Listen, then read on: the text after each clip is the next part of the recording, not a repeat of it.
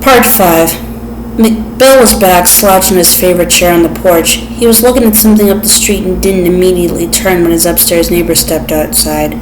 Ralph followed his gaze and saw a blue step van parked at the curb, half a block up Harris Avenue on the Red Apple side of the street. Dairy Medical Services was printed across the rear doors in large white letters. "Hi, Bill," Ralph said and dropped into his own chair. The rocker where Lois Chess always sat when she came over stood between them. A list twilight breeze had sprung up, delightfully cool after the heat of the afternoon, and the empty rocker moved lazily back and forth at its whim. "Hi," Bill said, glancing over at Ralph. He started to look away, then did a double-take. "Man, you better start pinning up the bags under your eyes. You're going to be stepping on them pretty soon if you don't." Ralph thought this was supposed to come out sounding like one of the classic little bon mots for which Bill was famous along the street, but the look in his eyes was one of genuine concern. "It's been a bitch of a day," he said. He told the governor about Helen's call, editing out the things he thought she might be uncomfortable with Bill's knowing. Bill had never been one of her favorite people. "Glad she's okay," Bill said. "I'll tell you something, Ralph. You impressed me today, marching up the street that way with Gary Cooper in high noon. Maybe it wasn't sane, but it was also pretty cool." He paused. "To tell you the truth, I was a little in awe of you." This was the second time in 15 minutes that someone had come close to calling Ralph a hero. It made him uncomfortable. I was too mad at him to realize how dumb I was until later. "Where you been, Bill? I tried to call you a little while ago." "I took a walk out to the extension," McGovern said, "trying to cool my engine off a little, I guess. I felt headachy and sick to my stomach ever since Laydecker and Nell took Ed away." Ralph nodded. "Me too." "Really?" Bill looked surprised and a little skeptical. "Really?" Ralph said with a faint smile. "Anyway, Fate Chapin was at the picnic area where those old lags usually hang out during the hot weather, and he coaxed me into a game of chess. What a piece of work that guy is, Ralph. He thinks he's the reincarnation of Roy Lopez, but he plays chess more like Soupy Sales, and he never shuts up." "He's all right, though," Ralph said quietly. Bill seemed not to have heard him, and that creepy Dorrance Marcello was out there. He went on. "If we're old, he's a fossil. He just stands there by the fence between the picnic area and the airport with a book of poetry in his hands, watching the planes take off and land. Does he really read those books he carries around, you think, or are they just props?" "Good question," Ralph said, but he was thinking about the word Bill had employed to describe Torrance. Creepy. It wasn't one he would have used himself, but there could be no doubt that Old Dor was one of life's originals. He wasn't senile, or at least Ralph didn't think he was. It was more as if the few things he said were the product of a mind that was slightly skewed and perceptions that were slightly bent. He remembered that Torrance had been there that day last summer when Ed ran into the guy in the pickup truck. At that time, he thought that Dorrance's arrival had added the final screwy touch to the festivities, and Dorrance had said something funny. Ralph tried to recall what it was and couldn't. Bill was gazing back up the street, where a whistling young man in a gray coverall had just come out of the house in front of which the medical services step van was parked. This young man, looking all of 24 and as if he hadn't needed a single medical service in his entire life, was rolling a dolly with a long green tank strapped to it. "That's the empty," Bill said. "You missed them taking in the full one." A second young man, also dressed in the coverall, stepped out through the front door of the small house, which combined yellow paint and deep pink trim in an unfortunate manner. He stood on the stoop for a moment, hand on the doorknob, apparently speaking to someone inside. Then he pulled the door shut and ran lithely down the walk. He was in time to help his colleague lift the dolly, with the tank still strapped to it in the back of the van. "Oxygen?" Bill nodded. Oxygen?" Ralph asked. Bill nodded. "For Mrs. Loker?" Bill nodded again, watching as the medical services workers slammed the doors of the step van and then stood behind them, talking quietly in the fading light. "I went to grammar school and then junior high with me Loker, way out in Cardville, home of the brave and land of the cows. There were only 5 of us in our graduating class.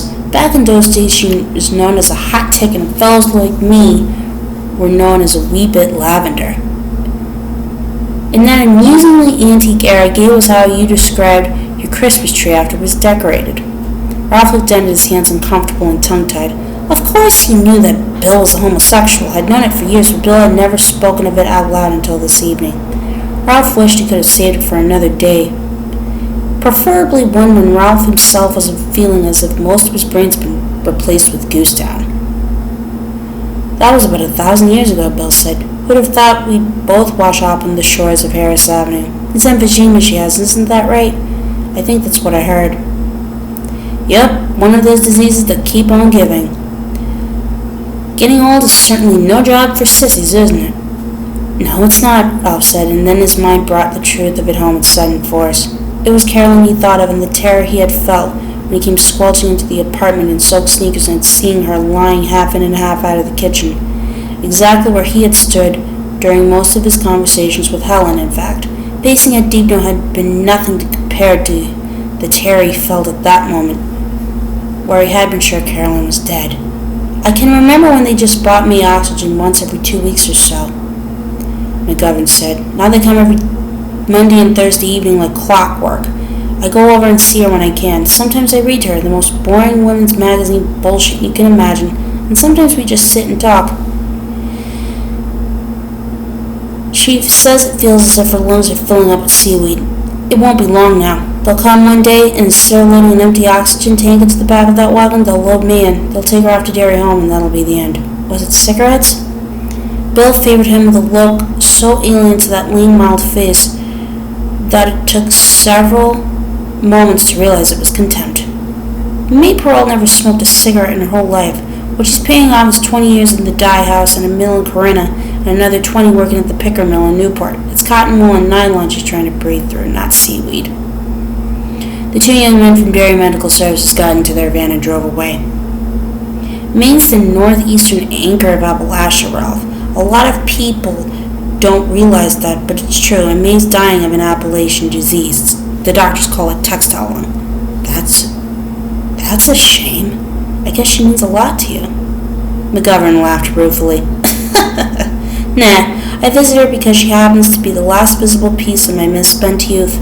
Sometimes I read to her, and I always manage to get down 1 or 2 of her dry oatmeal cookies, but that's about as far as it goes.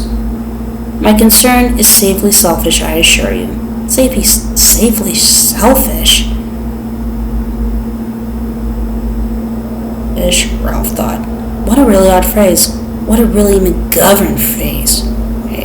"Never mind me," McGovern said. "The question on the lips of Americans everywhere is what we're going to do about you, Ralph. The whiskey didn't work, did it?" "No," Ralph said. "I'm afraid it didn't." "To make a particularly apropos pun, did you give it a fair shot?" Ralph nodded. "Well, you have to do something about the bags under your eyes, or you'll never land the lovely Lois." Bill studied Ralph's facial response to this and sighed. "Not that funny, huh?" "Nope, it's been a long day. Sorry." "It's okay." They sat in companionable silence for a while, watching the comings and goings on their part of Harris Avenue. 3 little girls were playing hopscotch in the Red Apples parking lot across the street. Mrs. Perrine stood nearby, straight as a sentry, watching them. A boy with his Red Sox cap tossing a frisbee back and forth in front of Lois's house. A dog barked. Somewhere, a woman was yelling for Sam and his sister to come inside. It was just the usual street life serenade. No more and no less, but to Ralph, it all seemed strangely false. He supposed it was because he had gotten so used to seeing Harris Avenue empty lately. He turned to Bill and said, "You know what was just about the first thing I thought of when I saw you in the Red Apple parking lot this afternoon, in spite of everything else that was going on?" Bill shook his head. "I wonder where the hell your hat was. The Panama. You look very strange to me without it. Naked almost, so come clean. Where'd you stash the lid, son?" Bill touched the top of his head where the remaining strands of his baby-fine white hair were combed carefully left to right across his pink skull. "I don't know," he said. "I missed it this morning. I almost always remember to drop it on the table by the front door when I come in, but it's not there. I suppose I put it down somewhere else this time. The exact locale slipped my mind for the nonce. Give me another few years and I'll be wandering around in my underwear because I can't remember where I left my pants. All part of the wonderful aging experience. Right, Ralph?" Ralph nodded and smiled, thinking to himself that of all the elderly people he knew, and he knew at least 3 dozen on a casual walk in the park, hi, how you doing basis. Bill McGovern bitched the most about getting on in years. He seemed to regard his vanished youth and recently departed middle age as a general would regard a couple of soldiers who desert on the eve of a big battle. He wasn't about to say such a thing. However, everyone had their little eccentricities. Being theatrically morbid about growing old was simply one of Bill's. Did I say something funny? Bill asked. Pardon, you were smiling, so I thought I must have said something funny. It sounded a bit touchy, especially for a man so fond of ribbing his upstairs neighbor about the pretty widow down the street, but Ralph reminded himself it had been a long day for McGovern, too. I wasn't thinking about you at all, Ralph said. I was thinking about how Carolyn used to say practically the same thing, that getting on was like getting a bad dessert at the end of a really fine meal. This was at least half a lie. Carolyn had made the simile, but she had used it to describe the brain tumor that was killing her. Not her life as a senior citizen. She hadn't been all that senior anyway, just 64 years old when she died, and the last 6 or 8 weeks of her life she had claimed to feel only half of that on most days. Across from them, the three girls who had been playing hopscotch approached the curb, looked both ways for traffic, then joined hands and ran across the street laughing. For a moment they looked at him as if they were surrounded by a glow, a nimbus that illuminated their cheeks and brows, and laughing eyes like some strange, clarifying St. Elmo's fire. A little frightened, Ralph squeezed his eyes shut, then popped them open again. The gray envelope he had imagined around a trio of girls was gone, which was a relief, but he had to get some sleep soon. He had to. Ralph? Bill's voice seemed to be coming from the far end of the porch, although he hadn't moved. You alright? Sure, Ralph said, thinking about Ed and Helen, that's all. Did you have any idea how screwy he was getting, Bill? Bill shook his head decisively. None whatsoever, he said, and although I saw bruises on Helen from time to time, I always believed her stories about them. I don't like to consider myself a tremendously gullible person, but I may have to reassess my thinking on that score. What do you think will happen to them? Any prediction? Bill sighed and touched the top of his head with his fingertips, feeling for the miss of pain without realizing it.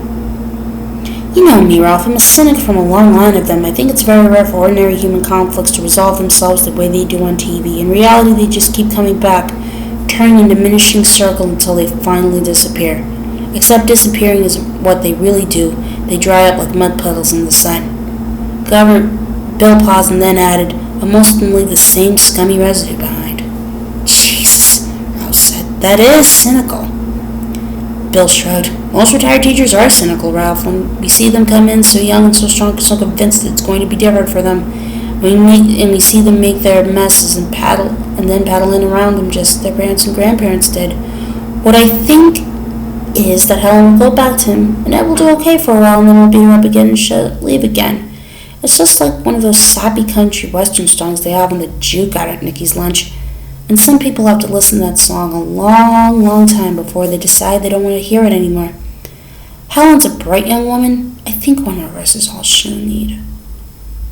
One more verse might be all she'll ever get, Ralph said quietly. We're not talking about some drunk husband coming home on Friday night and beating his wife up because he lost his paycheck in a poker game and she dared to bitch about it. I know, Bill said, but you asked for my opinion and I gave it to you.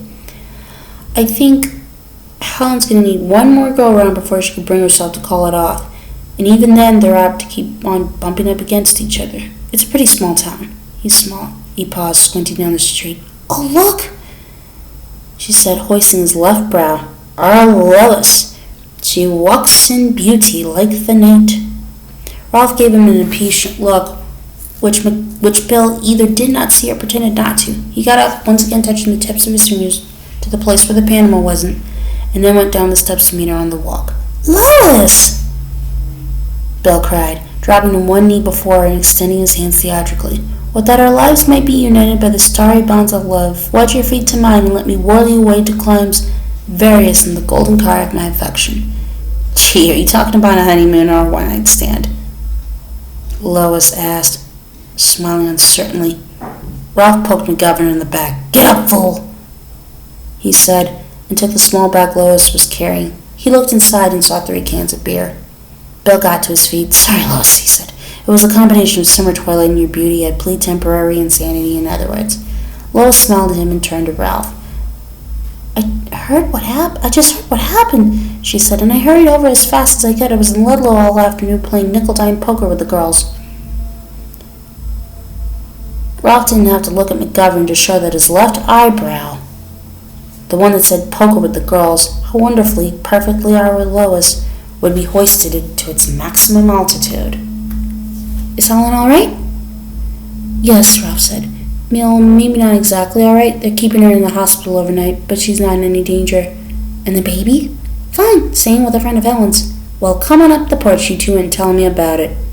She linked one arm through McGovern's, the other through Ralph's, and led them back up the walk. They mounted the porch steps that way, like two elderly musketeers with the woman's whose affections they had vied for in the days of their youth, held safely between them, and as Lois sat down in her rocking chair, the street lights went on along Harris Avenue, glimmering in the dusk like a double rope of pearls.